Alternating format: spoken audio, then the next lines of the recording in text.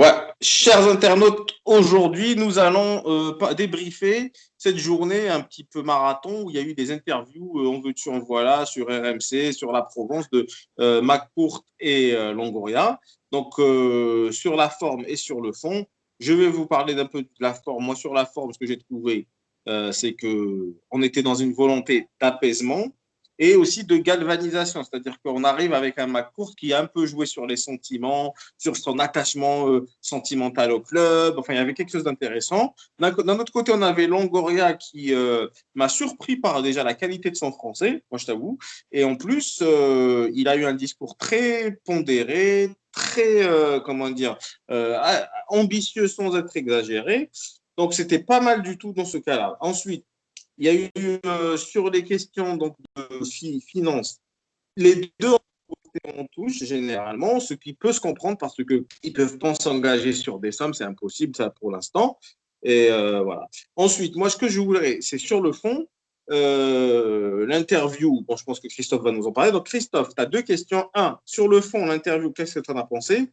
Et secondo, parle-moi de l'état du club de l'Olympique de Marseille actuellement. Qu'est-ce que tu en penses? Dans quel état est le club? Essaie de faire court, comme ça, on peut passer à autre chose. Ouais. Bon, sur le fond, j'en ai trop rien pensé. Hein.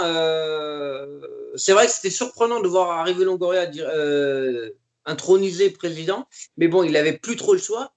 Le discours de McCourt, il est positif, Mais bon, l'idée de liguer le club à ses générations futures, bon, après il y a eu le Covid, il y a machin, bon, on l'a pas beaucoup vu au stade, on n'a pas beaucoup vu intervenir au moment de la crise. Je doute pour ça, mais bon, après, je lui laisse le bénéfice du doute.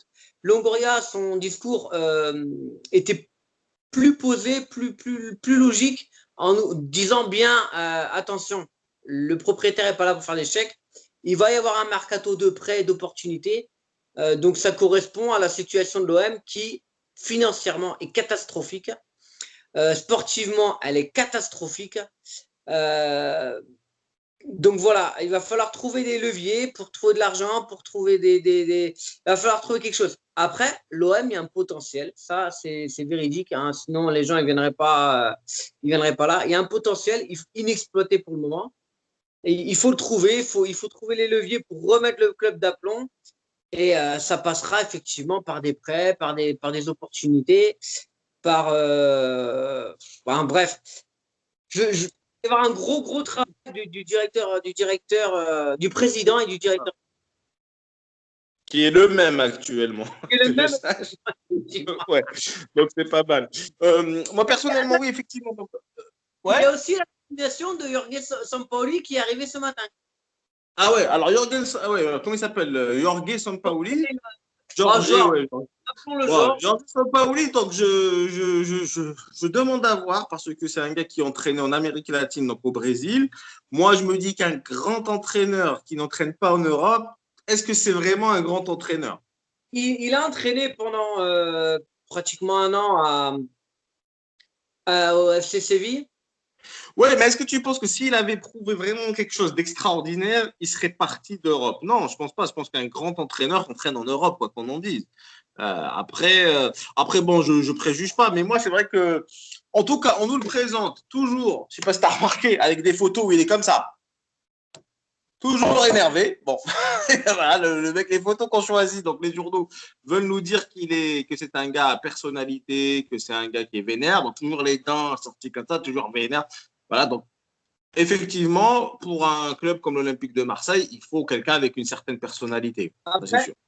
attention, l'entraîneur, c'est une chose, sa personnalité est une chose. Je pense que c'est la personnalité qu'on cherche, c'est Sampaoli. Il arrive avec un staff de 5 adjoints. C'est beaucoup. Donc, ils feront le taf au niveau du jeu, des entraînements, tout ça. Lui, il fera comme Bielsa, il fera la composition, il donnera une idée de jeu, et puis son staff fera le reste. Donc, Bon, après, ce qu'on dit, c'est que sa philosophie de jeu, c'est l'attaque toute. Donc, droit au but, ça nous va. Hein, nous, c'est quelque chose qu'on aime bien. Maintenant, est-ce que c'est un gars qui va pouvoir, par ses qualités, faire quelque chose d'extraordinaire à Marseille? Je ne sais pas. Est-ce qu'avec l'effectif qu'il a, il va pouvoir faire quelque chose? C'est encore moins sûr. Mais bon, comment on va dire, Longoria et McCourt doivent dévoiler leur plan. Il faut qu'il y ait impérativement qu'ils dévoilent leur plan. Aujourd'hui, on a eu donc une séance d'apaisement où Ouais. on essaie de remettre, comme on dit, les choses au calme. Les tensions, on les apaise. D'ailleurs, c'est très bien ce qu'ils ont fait. Ils ont levé, tu sais, les plaintes, là, je sais pas quoi, les mises en demeure sur les clubs de supporters. Donc voilà, c'est vraiment, ça dénote cette volonté d'apaisement parfaite. Donc merci beaucoup à ça, c'est super bien fait. Maintenant, pour la suite, effectivement, il va falloir parler argent sonnant et trébuchant parce que sans argent, ça va être chaud. Euh, Longoria, moi, je pense qu'il est bien placé actuellement parce que c'est un gars qui fait bien avec peu. Donc, c'est ce qui m'intéresse chez lui.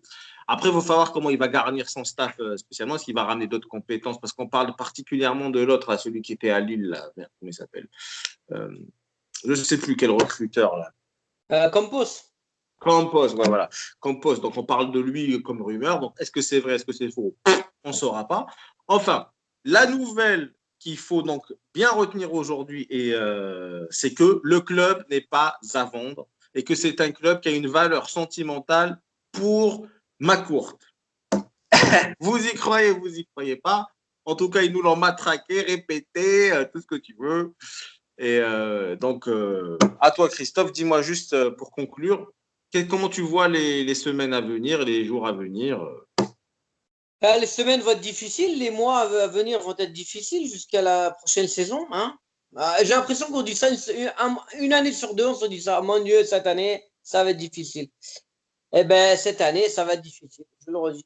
Euh, Maintenant, je pense que voilà, la politique du recrutement, tout ça, bon, il n'a rien dévoilé, mais Longoria le sait mieux que quiconque que le mercato, il commence maintenant. Ouais, Là, on est en mars, le mercato, il commence maintenant. C'est voilà. maintenant que tu regardes, tu commences à prendre des contacts, à te placer sur des joueurs. C'est maintenant. Donc, bon, allons voir ce qu'il. Moi, vu ce qu'il a fait, effectivement, je suis d'accord avec toi, je lui ferai confiance. Voilà, maintenant, j'attends de voir. On n'a pas le choix en même temps. Mais maintenant, moi, ce que j'aimerais, c'est dans les commentaires, si vous savez un peu plus profondément comment ça se passe, parce qu'il y a donc le fair play financier qui, normalement, bloque l'injection d'argent tout le temps. C'est ce que j'avais cru comprendre. C'est pour qu'il y ait un fair play financier, justement. Chose que le Qatar ne se gêne pas de contourner, hein, on est d'accord. Mais donc, est-ce que nous, on a des. Est-ce que vous, dans les commentaires, vous pouvez nous expliquer, quelqu'un peut m'expliquer, quelqu'un qui s'y connaît, comment on fait pour injecter de l'argent dans ce club sans se faire taper sur les doigts? Est-ce qu'il faut un nouveau sponsor? Est-ce que je ne sais pas. Alors, est-ce que quelqu'un peut me le dire? Moi, quand on dit à ma courte dépenser de l'argent, c'est ce que j'ai entendu sur RMC, on lui demandait de dépenser de l'argent. Personne n'a évoqué l'aspect du fair play financier. C'est ça qui m'épate. Donc, est-ce que moi, je suis à côté de la plaque ou il y a quelque chose que il y a quelque chose qu'on ne sait pas ou alors c'est juste une bêtise de leur part? Christophe, pour conclure, allez. Ah, peut-être, alors, pour essayer peut-être peut-être qu'avec le Covid, les règles vont être assouplies, peut-être. Ah, donc c'est un pari sur le Covid. Ouais, le Covid, là, il a bon dos, il fait plein de choses. Il sera terminé d'aller en Ligue des Champions.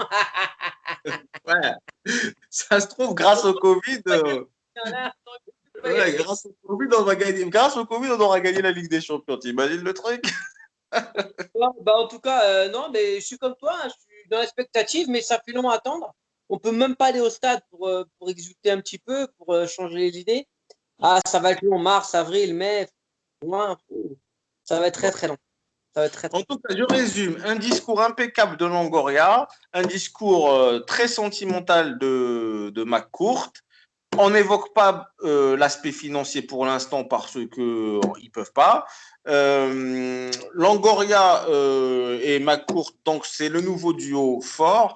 Hero est donc confirmé comme étant évincé de son poste et que c'est pas, il n'est pas dans un cabinet fantôme derrière et que c'est pas lui qui prendra les décisions d'après ce qu'ils disent. Et le club, l'Olympique de Marseille, n'est pas à vendre. Voilà, c'est tout ce qu'il y a à dire. Donc, Thibaut Vézérian, on ne sait pas comment il va justifier sa sortie de la dernière fois. Il va nous trouver quelque chose sans doute, mais on attend un petit peu ses explications. Ouais, parce qu'il avait été loin quand même. Il a dit c'est signé, c'est acté. Et Après, il a même moqué ceux qui l'avaient taillé là-dessus là, au début. Donc. après, Mehdi, je vais te dire, On ne sait jamais. On ne sait jamais, non, mais on est d'accord. Mais bon, comme on a vu le Saoudien qui allait au Lidl la dernière fois, on n'était pas très. Ah oui, je l'avais rencontré devant le Vélodrome. Ouais, tu l'avais rencontré, mais moi, le fait qu'il aille faire ses courses au Lidl, j'ai dit, ah, ça sent mauvais quand même. Ça sent mauvais. Bon, en tout cas, je vous souhaite une bonne soirée à tous. Bonne soirée à tous les internautes. Un pouce bleu pour nous aider à nous référencer sur YouTube. Commentez Adonf. Battez-vous dans les commentaires aussi, c'est bien, ça, on est bien. Et abonnez-vous et faites tourner la vidéo parce que nous, on n'a qu'un média, c'est YouTube. On n'a pas fait de Facebook parce que ceux qui font beaucoup de vues sont sur Facebook, Instagram, blablabli, blablabla. Nous, on n'est que sur YouTube, donc on compte sur vous. On vous embrasse. Alors, je voulais juste, voilà, vraiment bon courage à tous les supporters de l'OM parce que cette année, on en a chié quand même. Allez, bon courage à toi aussi. Allez, l'OM. Allez, ciao.